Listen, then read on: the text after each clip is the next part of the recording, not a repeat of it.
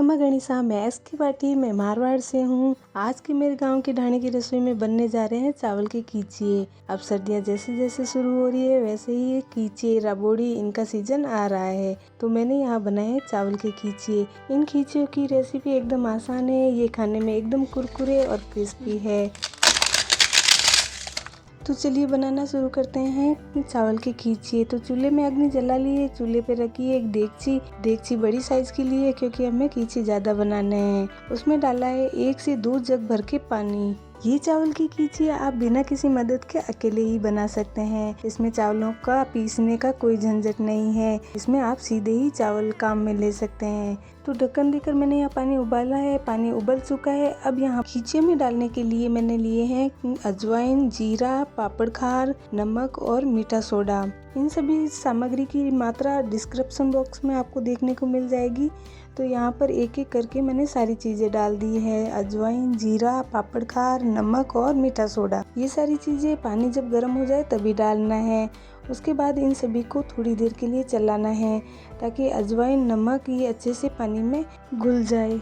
अब यहाँ पर डालेंगे चावल यहाँ पर मैंने लिए 2 किलो। इनको धोकर साफ कर लिए हैं। अब इनको डाल देंगे इस गर्म होते हुए पानी के अंदर। अब इन चावलों को मसाले वाले पानी में अच्छे से मिला लेंगे और ढक्कन देकर इनको पकाना है। और बीच बीच में ढक्कन आपको हटाते रहना है और एक बार चम्मच से चावलों को घुमाते रहना है जिससे चावल बर्तन की तलाई में चिपके नहीं। चावल पककर तैयार है। अब यहाँ पर 3 से 4 हरी मिर्च को कूट कर डाला है। आप हरी मिर्च का फाइन पेस्ट भी बनाकर डाल सकते हैं। लाल मिर्च पाउडर यहाँ पर बिल्कुल भी नहीं डाला है। चावल एकदम पककर गल चुके हैं। अब इनको परात में ठंडा कर देंगे। इस तरीके से चावल की खींचे बनाने में बस आपको ये ध्यान रखना है कि ये सारा काम आप एकदम धीमी आंच पर करें और जरूरत के हिसाब से चावलों में अगर पानी कम पड़े तो गर्म पानी उसमें डाल सकते हैं। अब यहाँ पर चावल एकदम बनकर तैयार है, तो मैंने देगची को उतार लिया है चूल्हे से नीचे और ढक्कन देकर रख दिया है। अब एक परात ली है, परात में डाल देंगे चावल और वह तरीका अपनाएंगे जो हमारी दादी और नानी करती थी। एक लोटा लेंगे, लोटे के पीछे के तले में लगाएंगे तेल और उससे करेंगे हम इन चावलों को ठंडा।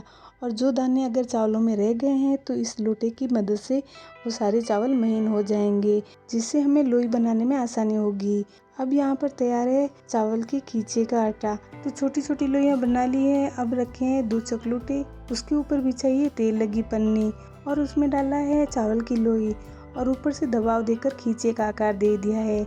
इस तरीके से हमने सारे खींचे बनाए हैं। ये खींचे जल्दी ही और झटपट बन जाते हैं, इसमें कोई ज़्यादा तामझाम की बात नहीं है। आप अकेले हो तो भी ये खींचे आसानी से घर पर बना सकते हैं। इन खींचों को बनाने के बाद धूप में आपको सुखाना है या फिर आप पंखे के नीचे भी सुखा सकते हैं। चावलों के इन खींचों को सूखने में बस 1 दिन लगा है और तैयार है हमारे चावल के एकदम क्रिस्पी खींचिए। अब ये खींचे तैयार है फ्राई होने के लिए। तो चूल्हे में अग्नि जला ली है, ऊपर रखी कढ़ाई में डाला तेल जब अच्छे से गर्म हो जाएगा तब इसमें डालेंगे खींचे।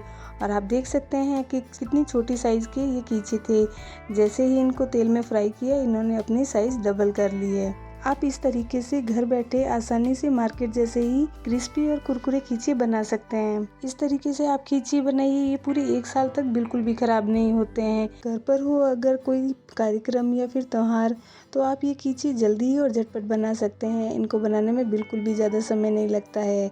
राजस्थान में आप कहीं पर भी जाओ, हर थाली में आपको खींचा पापड़ जरूर मिलेंगे। तो आप भी मेरी तरह बिना देरी किए ये देसी तरीके से बनाइए चावल के खींचिए। आप चाहे तो इन चावल के पापड़ या खींचियों को कुकर में भी बना सकते हैं। बस कुकर में पानी उबालिए और चावल डालिए और 2 सीटी लगाइए और झटपट तैयार हो सकते हैं चावल के खींचियों का आटा। कुकर में बनाने से आपको टाइम भी कम लगेगा और ये झटपट भी बन जाएगी। तो आप भी इस झटपट रेसिपी को जरूर ट्राई कीजिए। तो कैसी लगी आज की मेरी बताई रेसिपी मुझे भी कमेंट बॉक्स में जरूर बताइए। तो इसी रेसिपी के साथ आज का मैं ब्लॉग यहीं एंड करती हूँ। मिलते हैं एक नए रेसिपी के साथ। खमा गणिसा।